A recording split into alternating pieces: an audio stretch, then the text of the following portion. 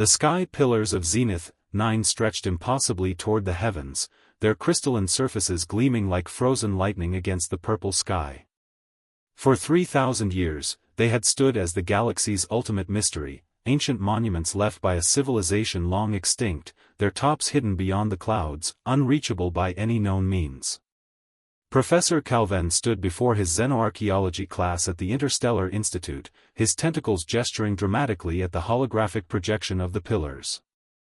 The elderly Quellen had devoted his entire career to studying these enigmatic structures. Every species has tried, he declared, his voice translator rendering his words with appropriate gravitas. The Gorvians with their incredible strength couldn't grip the smooth surface.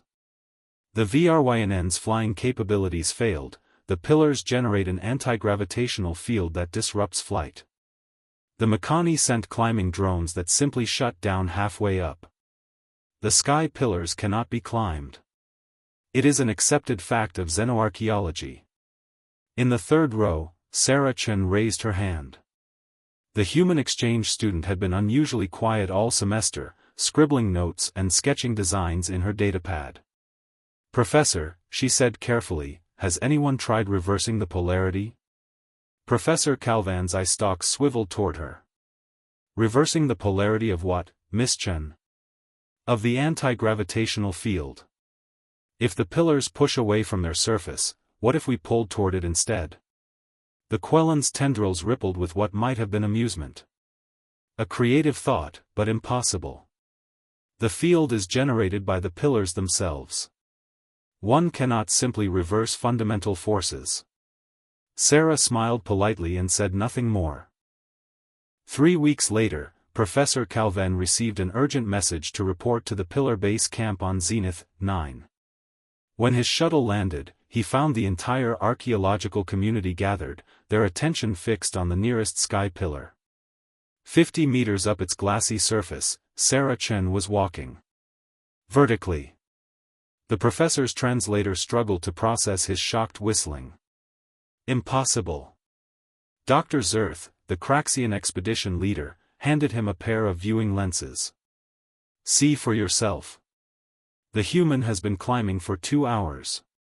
Through the magnification, Calvin could see Sarah clearly. She wore a pair of oversized boots connected to a backpack-sized device. With each step, she planted her foot firmly against the pillar's surface and lifted the other, moving steadily upward as if the vertical surface were horizontal ground. "How?" Calvin whispered. "She calls them gravity boots," Zerth explained, his scales shimmering with barely contained excitement. "The device on her back generates a localized gravitational field that opposes the pillar's anti-gravitational effect. It doesn't reverse the pillar's field, it creates a new one that essentially tricks her body into thinking down is toward the pillar's surface. But the power requirements alone.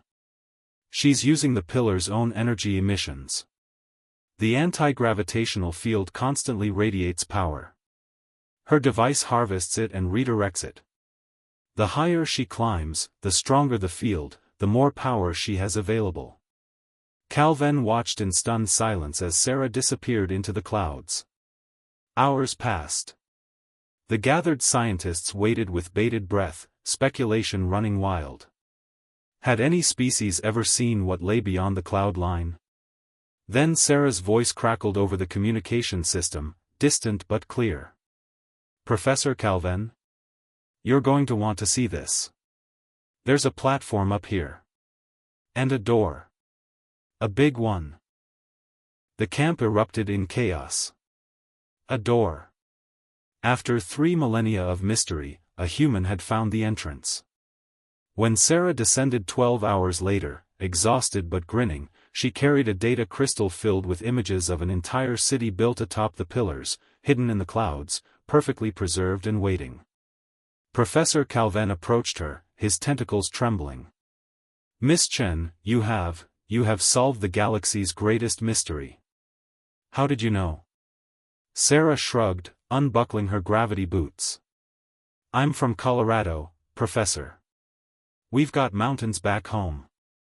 Taught me that if you can't climb over something the normal way, you find a different way. And if the universe gives you an anti-gravitational field? She patted her invention affectionately. You make it work for you instead of against you.